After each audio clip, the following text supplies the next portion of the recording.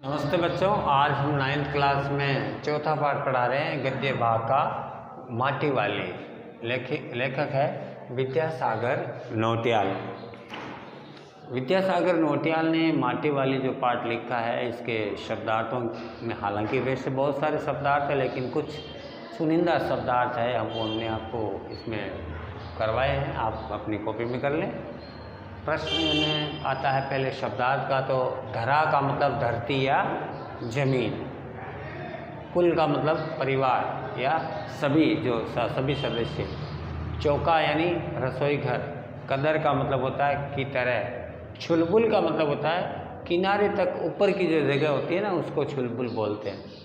भाग्यवान का मतलब किस्मत वाली, और इस्तेमाल का मतलब होता है बच्चों प्रयोग। सुड़कना यानी आवाज़ करते हुए कोई चीज़ पीटते हैं ना, उसको सुड़कना बोलते हैं। छोर का मतलब किनारा, नज़र का मतलब दृष्टि, तय का मतलब निश्चित, पचना का मतलब होता है बच्चों हजम होना, तहसील का मतलब जिले का एक टुकड़ा, भाग, हिस्सा, उजड़ना का मतलब होता है नष्ट हो जाना। तो माटी वाली जो पाठ है वो विद्यासागर नौटियाल जी ने जो लिखा है, इसके बारे में मैं खास बातें आपको बता दूं। माटी वाली एक कहानी है।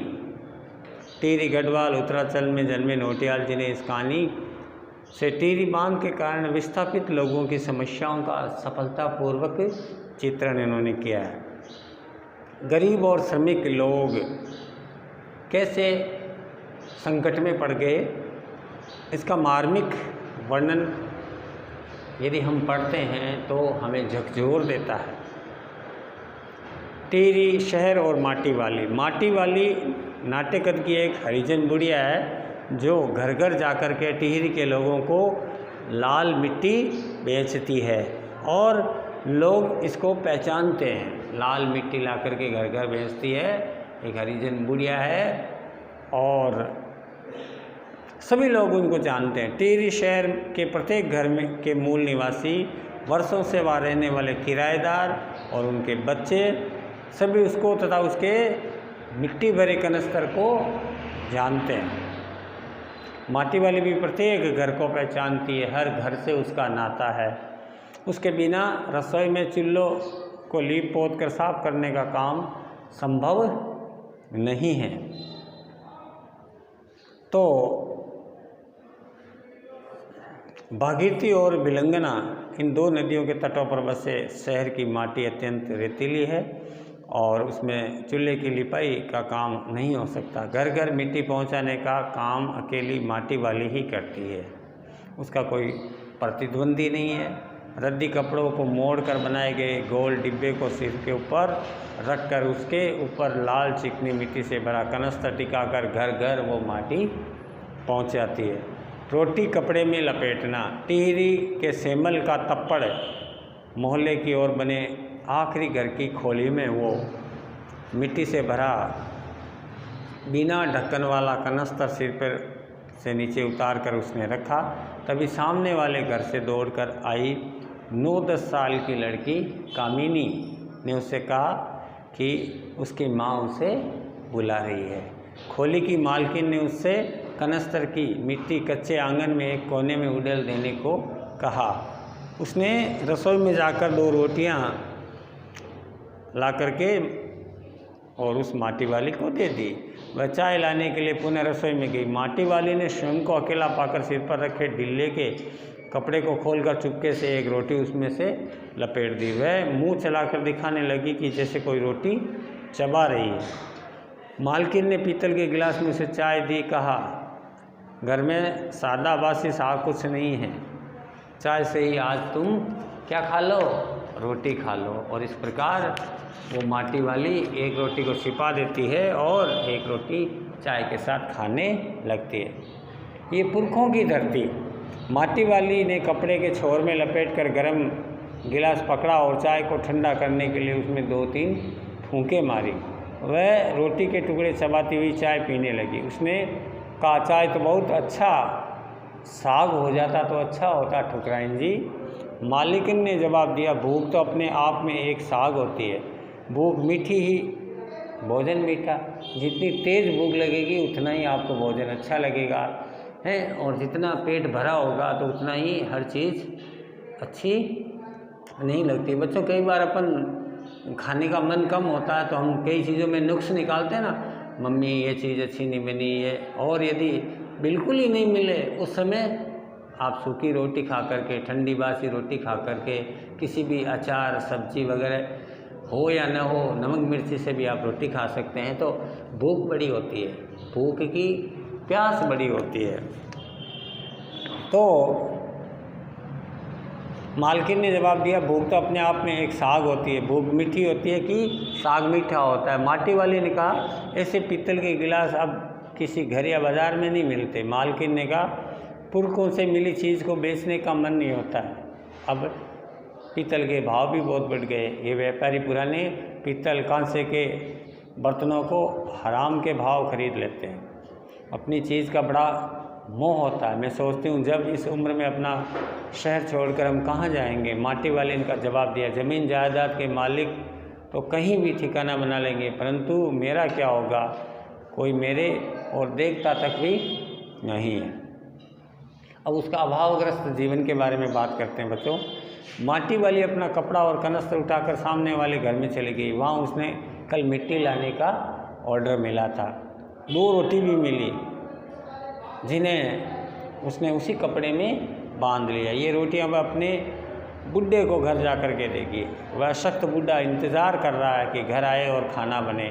आज वह उसे रोटियां देकर कहेगी, साग तो कुछ नहीं है अभी। तब जवाब मिलेगा, भूख मिट्टी की, भोजन मीठा। माटी वाली का गांव शहर से दूर है।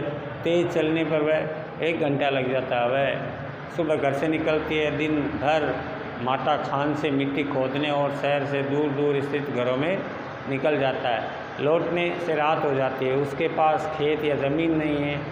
उसकी झोंपड़ी भी ठकुराइन की ज़मीन पर बनी है, जिसके बदले में वह उसकी बेगार निकालती है।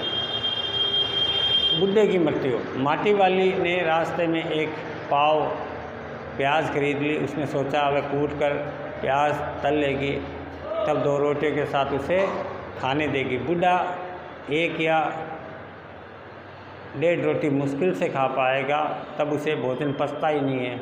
वह रोटी खा ही चुकी है, बाकी वह खा लेगी। वह सोचते सोचते माटी वाली घर पहुंची। घर जाकर उसने देखा कि उसका बूढ़ा अपनी माटी को छोड़कर दूसरे लोक में जा चुका था। यानी बच्चों, बूढ़ा है, वो उसके प्राण पंखेरु उड़ गए थे। पुनर्वास की मिट्टी। टेरी बांध पुनर्वास के साहब के घर आकर उसने उसके मूल निवास का प्रमाण पत्र मांगा। उसने कहा कि उसका जीवन तो लोगों को मिट्टी पहुंचाते पहुंचाते बीत गया।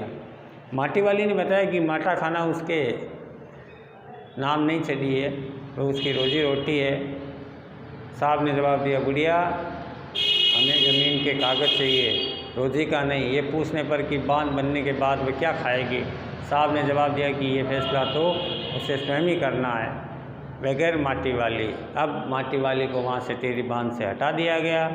2 सुरंगें बंद हो गई। शहर में पानी भरने लगा। शहर के लोग घरों को छोड़कर भागने लगे। माटी भरने से पहले ही कुल शमशान घाट माटी में डूब गया। माटी वाली अपनी झोंपड़ी के सामने बैठती थी। वह घर के हर आने जाने वाले को एक ही बात कहती थी कि गरीब आदमी का शमशान कभी भी नहीं उजाड़ना चाहिए। तो इस प्रकार टिहरी क्षेत्र के, उत्तराखंड के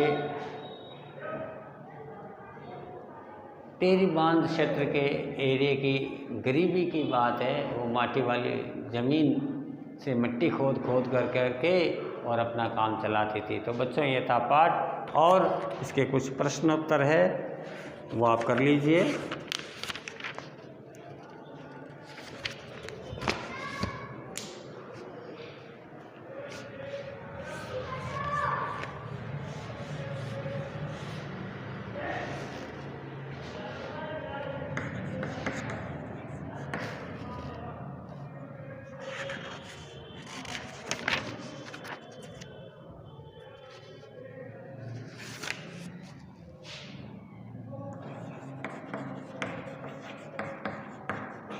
शहरवासी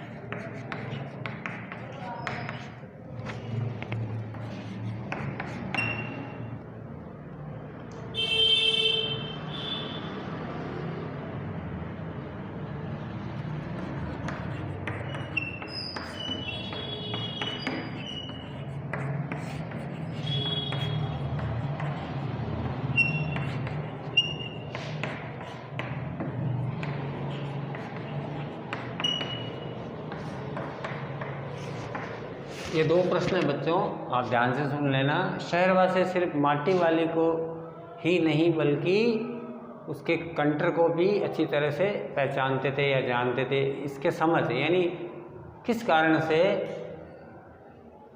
सभी लोग उसको पहचानते थे। दूसरा प्रश्न है, माटी वाले के पास अच्छे या बुरे भाग्य के बारे में ज़्यादा सोचने का समय क्यों नहीं था, उसके बारे में आपको लिखना है। अगले पार्ट में इसी वीडियो के प्रश्नोत्तर हम आपको देंगे। तब तक के लिए धन्यवाद।